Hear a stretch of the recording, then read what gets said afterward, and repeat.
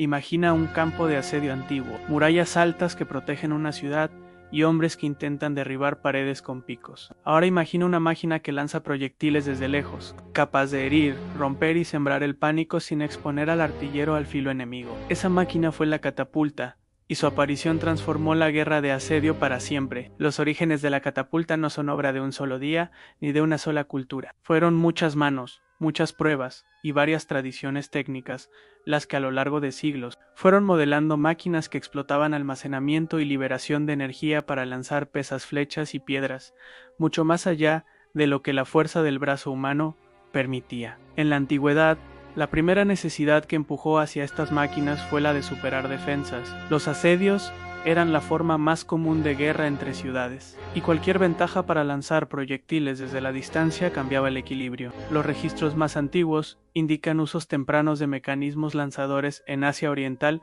y en la cuenca mediterránea, aunque el diseño y el principio de funcionamiento evolucionaron de formas distintas en cada región. En el mundo griego y helenístico surgieron las primeras descripciones sistemáticas de artillería, en forma de máquinas que usaban energía acumulada para disparar pernos y piedras. Autores técnicos como Filón de Bizancio y más tarde Hiro de Alejandría documentaron variantes de máquinas de guerra y analizaron principios mecánicos. En el perímetro de esos textos aparecen términos que con el tiempo se traducirían a conceptos como ballista y gastrobal, a las máquinas concebidas originalmente para lanzar dardos o grandes pernos con precisión y fuerza. Una línea de evolución importante en el Mediterráneo clásico fue la de los mecanismos de torsión, que almacenaban energía en haces de cuerda o tendones retorcidos. Al comprimir o girar esos haces, la catapulta podía liberar una fuerza concentrada en el brazo lanzador. Ese enfoque permitió alcanzar distancias y velocidades mayores que con simples máquinas de tracción humana, y dio origen a dispositivos orientados tanto a proyectiles perforantes como a piedras romas para demoler estructuras. La Roma antigua adoptó y adaptó esas tecnologías,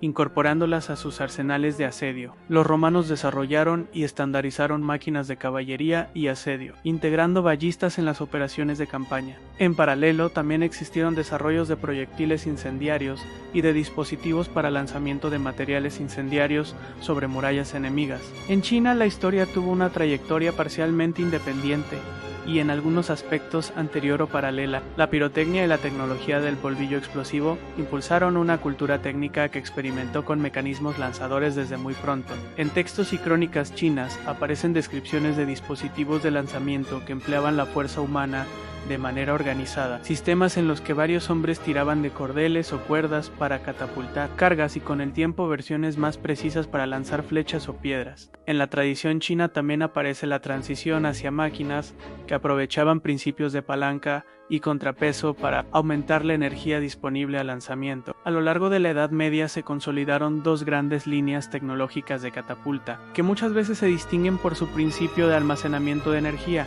más que por su aspecto exterior. La primera son las máquinas de torsión, que incluyen a la ballista, y la segunda están las máquinas de palanca con contrapeso, conocidas generalmente como trebuchetes o trabucos, aunque en la terminología medieval aparecen muchas variantes y nombres regionales. La ballista representa la aplicación militar del principio de torsión. En términos sencillos, la máquina usa elementos elásticos torsionados para almacenar energía y un brazo rígido para transferir esa energía al proyectil. Las bolistas veteranas se emplearon para lanzar pernos o piedras con precisión sobre objetivos puntuales, una herramienta eficaz contra formaciones y defensas emergentes. Sus directrices técnicas y teóricas aparecieron en tratados helenísticos y su eficacia las convirtió en un elemento estándar en los arsenales romanos y bizantinos. Por otro lado, la forma que hoy la mayoría visualiza como catapulta de la Edad Media muchas veces responde a la evolución del brazo lanzador con contrapeso. Las primeras variantes impulsadas por tracción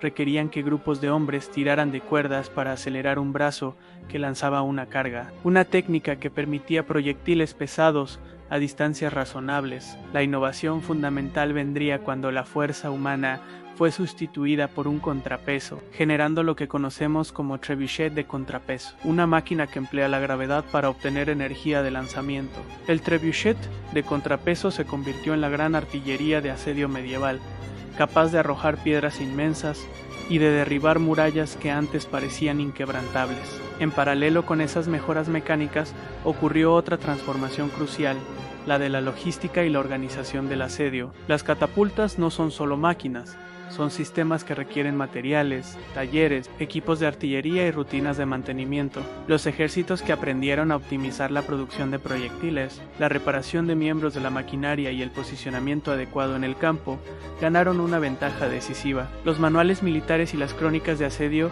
detallan cómo se emplazaban las máquinas, cómo se protegían los equipos de artillería y cómo se sincronizaban lanzamientos para maximizar daño y confusión. Existen ejemplos concretos en la historia que muestran el poder de estas máquinas. En los asedios a ciudades con murallas sólidas, los trebuchets de contrapeso demostraron ser herramientas decisivas. Cronistas medievales relatan jornadas en las que lanzamientos continuos lograron abrir brecha, derrumbar torres o destruir defensas protectoras. En algunos episodios se emplearon proyectiles incendiarios o cargas llenas de materiales diseñados para sembrar el pánico o para incendiar estructuras interiores. También se utilizaron proyectiles con mensajes, animales muertos o sustancias pestilentes con fines psicológicos o biológicos, prácticas documentadas en varias fuentes como táctica de asedio. Otra vía de evolución fue la cuantificación y la estandarización. Desde el mundo romano hasta la Edad Media tardía se intentó clasificar máquinas por su capacidad de tiro, su precisión o su utilidad táctica. Los ingenieros militares aprendieron a adaptar el tipo de catapulta al objetivo. Para destruir murallas pesadas,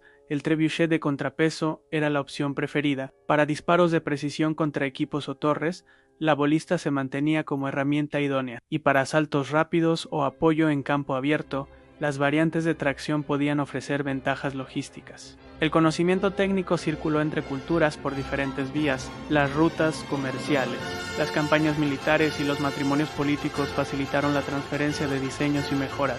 En la Edad Media el intercambio entre el mundo islámico y Europa fue especialmente relevante. Ingenieros y tratados árabes recopilaron y adaptaron conceptos, y las máquinas se difundieron y adaptaron a distintos contextos, desde las llanuras europeas hasta las ciudades fortificadas de Asia Occidental. Hacia la Baja Edad Media y la Edad Moderna, el panorama técnico siguió transformándose. La aparición y la mejora de la artillería de pólvora introdujo una nueva forma de proyectil impulsado por combustión interna, que con el tiempo superó muchas capacidades tácticas de las catapultas tradicionales. Los cañones podían lanzar proyectiles pesados a grandes distancias y con mayor consistencia, lo que redujo la ventaja estratégica exclusiva que hasta entonces habían ofrecido los trebuchets. Sin embargo, las catapultas no desaparecieron de la noche a la mañana. En muchos sitios se siguieron empleando durante décadas, porque requerían menos recursos de fabricación en determinados contextos, y su simplicidad era útil en campañas concretas.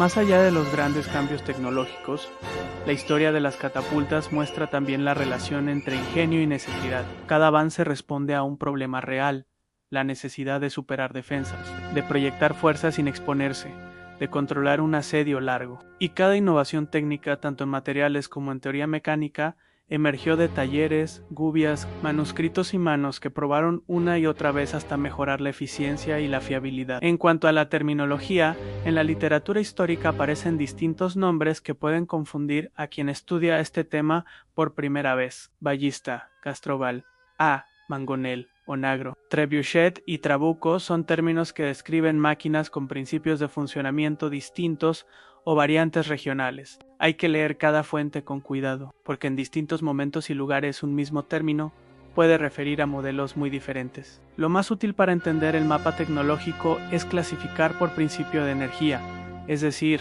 torsión, tracción o contrapeso, y por función, es decir, tiro de precisión o lanzamiento de carga pesada. Finalmente, la huella de las catapultas sigue presente en la historia militar y tecnológica. Si analizamos la genealogía de la artillería moderna, veremos cómo los principios de almacenar energía y liberarla de forma controlada se mantienen, aunque los medios hayan cambiado. Muchas técnicas de puesta a punto, de calibración y de disposición táctica tienen raíces que se remontan a los ingenieros de asedio antiguos y medievales. La invención de las catapultas no fue un acto aislado, fue un proceso largo y compartido. Un entramado de conocimientos que evolucionó en paralelo en distintas culturas y que, con cada perfección, cambió la manera de librar un asedio y, en última instancia, la geografía del poder.